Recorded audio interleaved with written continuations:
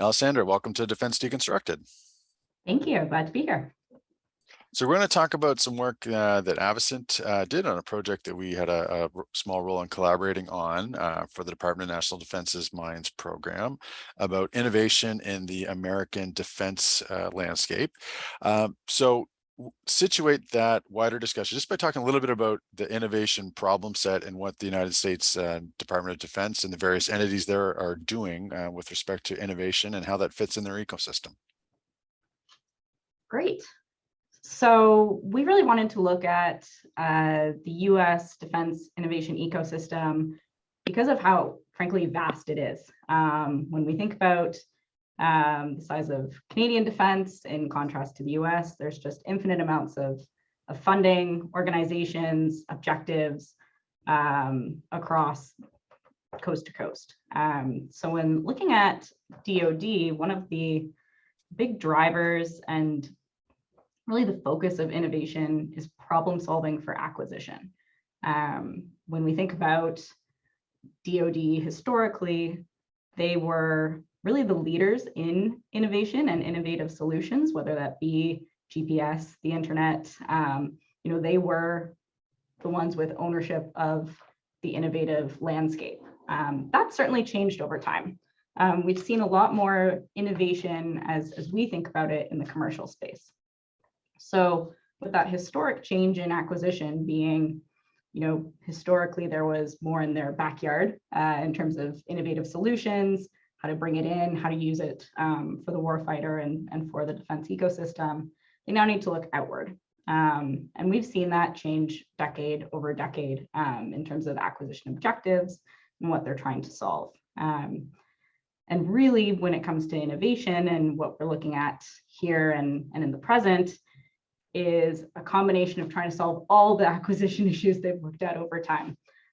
Whether that be that focus on jointness in the 1980s, that cost reduction piece through the 90s, looking at faster cycle times in the 2000s as more IT infrastructure came up, and flexibility in the 2010s. What innovation looks at now is how to solve for all of the above and bring it back into the Department of Defense. And as you lay it out, I guess if I'm kind of mentally mapping out the different major chunks of it, there's part of it that's looking at how the government in the United States acquires things from industry. And so part of that is about adapting some of the existing acquisition processes, procedures in a way that's different to better acquire some new commercial technology, as an example. There's part of it that is a corollary to that is basically how you look at sustainment, recognizing that increasing tech-enabled, software-enabled components of virtually everything have different support characteristics. So there's both the buying it and then the process of acquiring the support longer term. And then the other piece is kind of the marketplace itself. So as you're sketching out, you've got changing share of wider research and development happening inside and outside of the traditional defense marketplace. And so part of this is about either compensating for the fact that the R&D is happening outside of the marketplace, or simply trying to reconstrue what the basic supplier base is for defense. If I kind of have those three things sort of distilled in a logical way.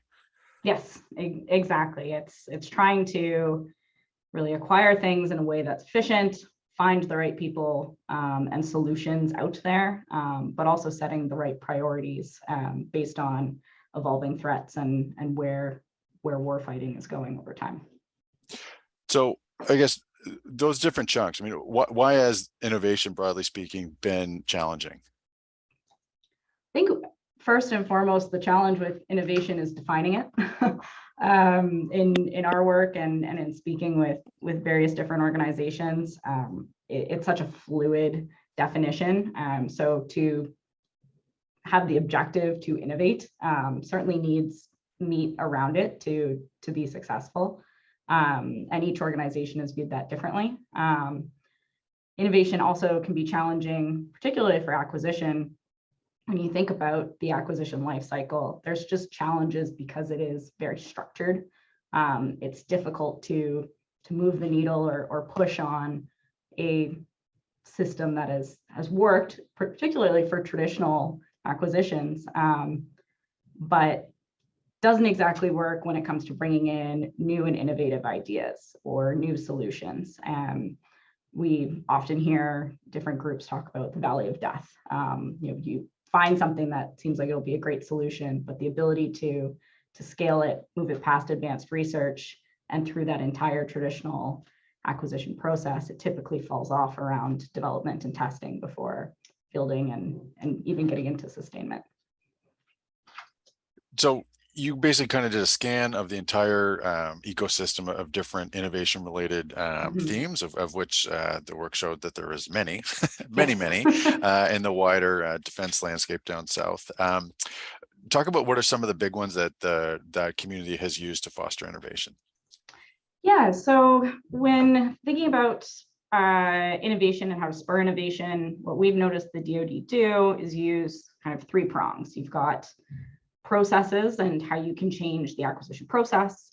You've got technologies and setting technological objectives, having that as a policy and a roadmap for your organization. But organizations is really where you see that flurry of activity. In our work, we mapped the ecosystem, and we're looking at over 100 organizations that have some skin in the game, whether that be being a nonprofit spun off of the department itself, being some of the organizations like the Work Solutions, AFWorks, SoftWorks, that look to really connect and bring in new solutions. There's just a wide range of organizations trying to tackle different issues and at different scales. So that, I think, has been one of the most interesting things to come out of our research, is seeing that evolution of organizations. You don't see organizations being stood down.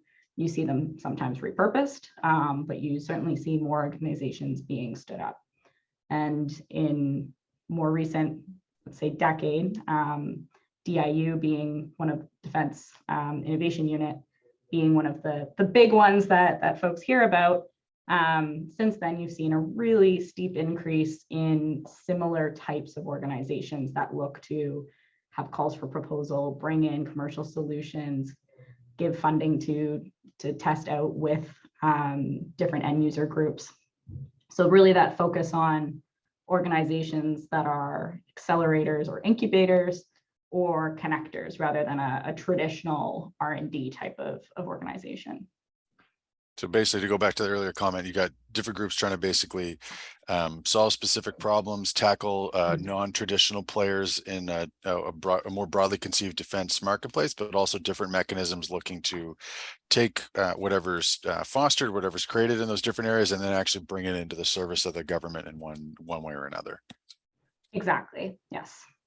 And then, so you also kind of went through and did a bit of a disaggregation, looking at different organizations being created in different technology sectors, and just talk a little bit about why you use that lens of taking different technology kind of thematics and using that as a way to kind of identify different organizations that have developed to respond to those specific technology problems. Yeah, we did that. We found it interesting as we were putting together the entire ecosystem. You saw some organizations that were much more focused on process or finding the unknown. They didn't know what they would find or who they'd be bringing in. But then you do have a set of technological priorities set by the DoD, and various organizations, various acquisition processes are used then to streamline bringing in those technologies, whether they be from traditional defense primes and providers or from newer organizations. So when looking at some of the key technologies, we identified several, but there are a few that jump out as being of interest to Canada as well. Certainly, we see a lot of conversation around AI and machine learning. In the US, they launched a joint artificial intelligence center to really look at how do you bring in AI, how do you bring it in a way that can be iterative? How do you think about things like DevSecOps so that you can constantly update what you need rather than that long traditional process where by the time you get your AI, it's already obsolete and there's something new coming in. I think that's one that looms large. And then similarly, you see a little bit of that with autonomous vehicles as well. How do you test and field new solutions, particularly on smaller type of autonomous vehicles, whether that be air, land, or sea, and how do you acquire them faster so that you can go test them, figure out if they're going to work in your operating environments, and do you need them at a large scale, or do you only need them for certain end users? Those organizations are giving DoD that flexibility to figure out what works, what doesn't, and at what scale. And as you're looking across this data, were there any other kind of patterns that jumped out? I mean, I'm struck as a Canadian, always looked at the American system with multiple lines of replicated effort, several different tactical fighter forces as an example. So you have 100 different organizations. I mean, were there any different kind of patterns in terms of approaches that say, if you look at it through like a traditional service lens at the Army or the Navy or the Air Force or the Marine Corps, we're approaching this in particular different ways? I know that sort of the Special Forces community is usually kind of noted as kind of doing things a little bit differently, but other than by slicing it up by the technology sectors, or other kind of patterns in terms of the American approach? Yeah, I think one of the interesting pieces, like you said, if you were to look at Army, Navy, Air Force, they do have some similarities when it comes to accelerators and incubators and bringing in new technologies and new solutions. What was interesting was there are some organizations that also look inward. So an organization like NavalX, for example, yes, they do that accelerator and incubator piece, but they also bring in on rotation different contracting folks from the Navy and people in other positions to learn how these work. So it's one thing to try to bring things in from the outside, but if your organization doesn't understand why things need to work differently, they're not going to let out contracts differently. So there was that, I thought, quite interesting piece of you need to expose your own organization to what change could look like to make it more palatable as well. I thought that particularly jumped out. And then I guess maybe just sort of drawn off that exact point, but so some of these organizations are much more longstanding than others. I guess, do you have a sense of how, in addition to what you were just saying, how do these innovation organizations tend to change over time? Because I guess an initial thought about what you were just describing is you're having organizations set up to act differently, potentially be influenced to act more normally, I guess, for lack of a better way of characterizing it, over time. So how do you what's the sense of how there's been evolution or change, or how do you keep innovative organizations being innovative? I think one of the big pieces to help maintain being innovative is thinking through what the key performance indicators are. If you're using the same mandate and using the same indicators, it's likely to eventually go stagnant. So thinking through, and that's been the big challenge with innovation, is what are the right performance indicators? And I would say from this research, we still don't know that exact answer. We've seen different examples for what works if your objective is to educate more commercial industry on defense opportunities. Sure, it's easy to count how many organizations now know about your program and are interested in it, but it's really tough to go from funding all the way through to, is this now considered not innovative? Is this now considered standard? Is that the goal? Is the goal to always remain cutting edge? I know that's kind of flipping the question back on you.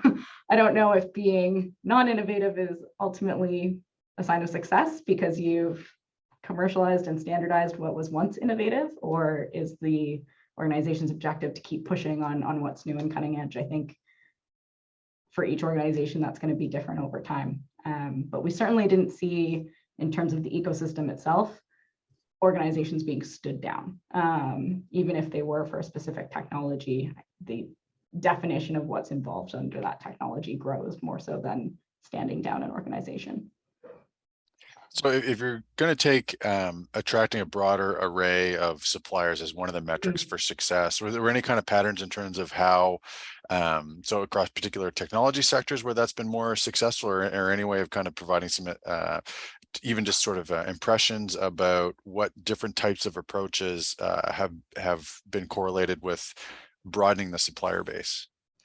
Yes, so what we did as part of the report was an exercise in what has R&D funding for DoD looked like over time in terms of number of contractors and domains that they provide R&D services to, and whether or not we're seeing more diverse players. Are we seeing more contractors? How are we seeing that growth and change over time?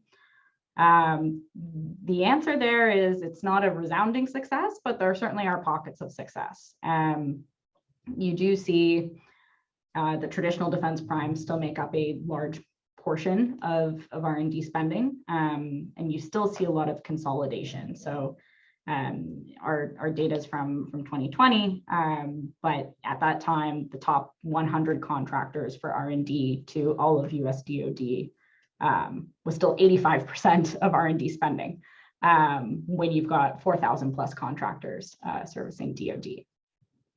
So those are some of the downsides. In terms of the plus sides, areas of success, where you see the most success is in really areas that are not as traditional. When it comes to fleets of frigates and fighter jets, you're not seeing that change in providers, of course.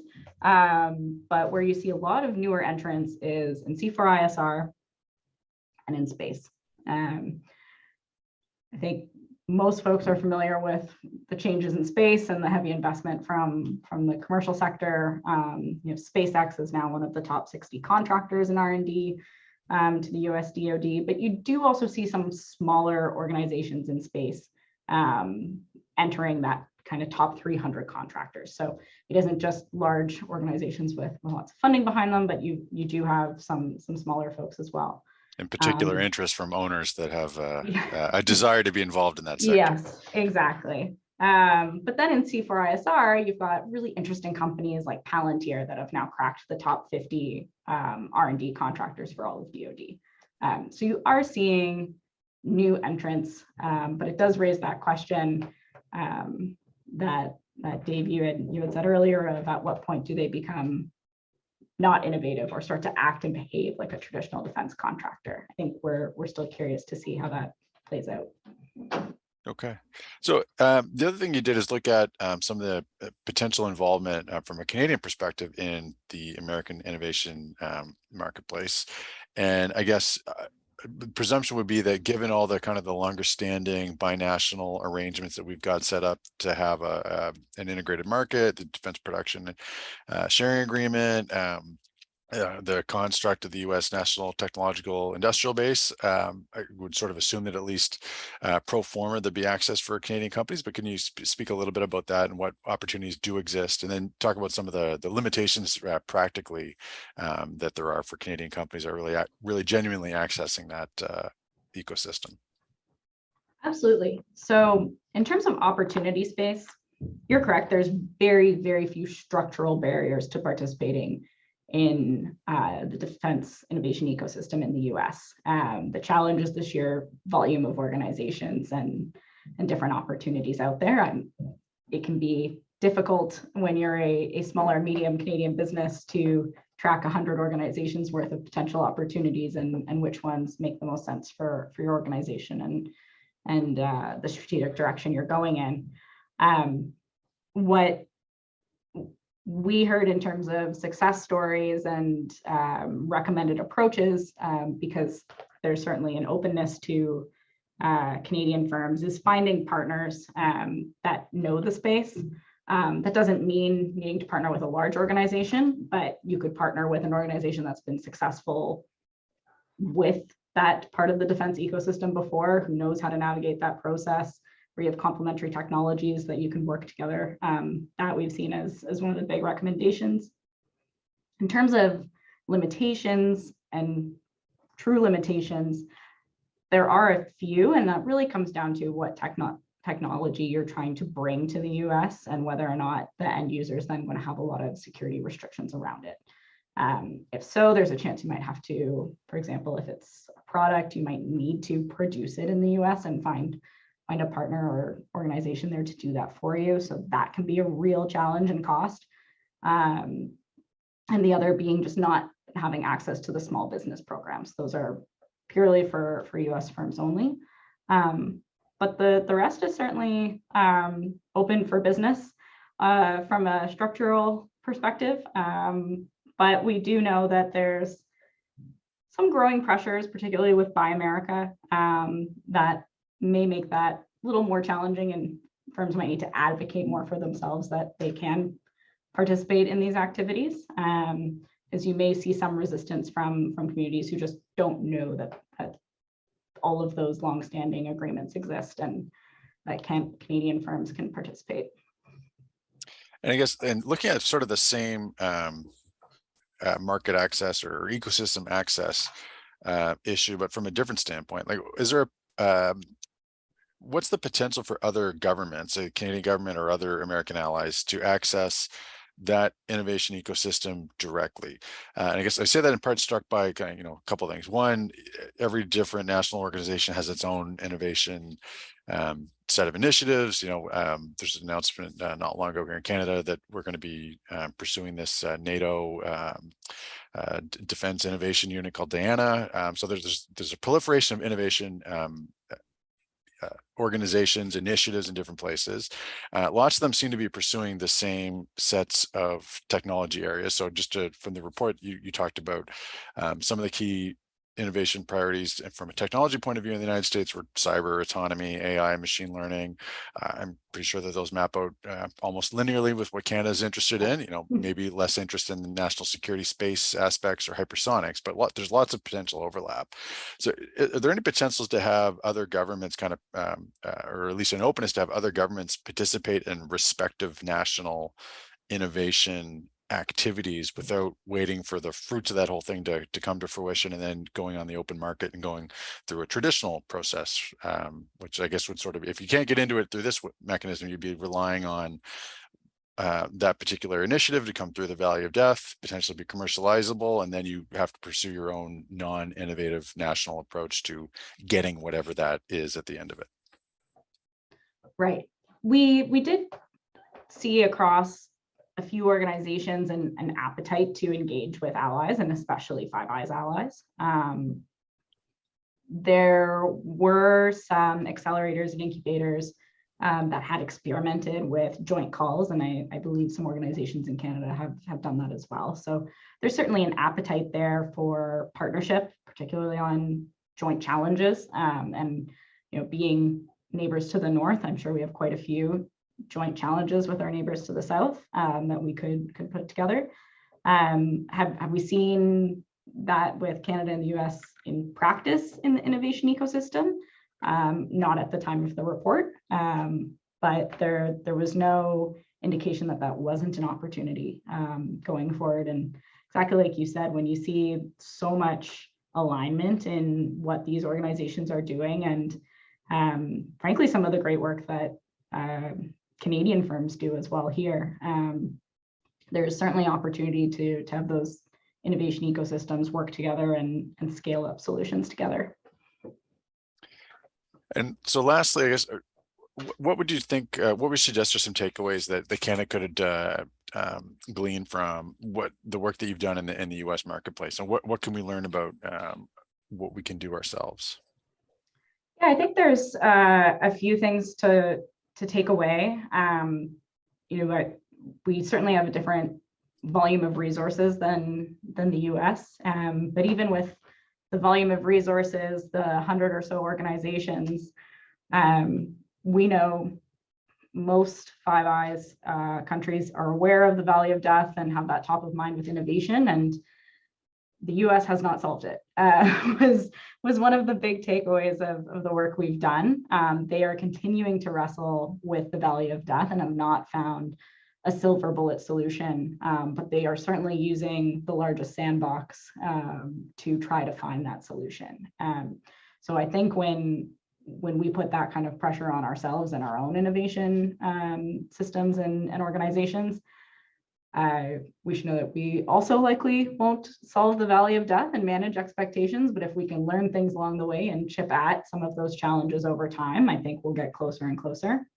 Or if we happen to, there's going to be a lot of interest in figuring out what we do.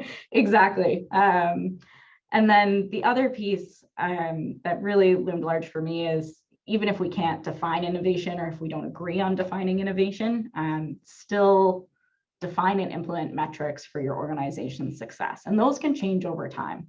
But it's easy to innovate for innovation's sake without measuring why you were trying to do it. And if you move the goalpost, that's okay. But at least being able to take the lessons learned from your successes or failures of different challenges and investments over time, it'll help paint a bigger picture for how do you continue to innovate and not make the same mistakes twice.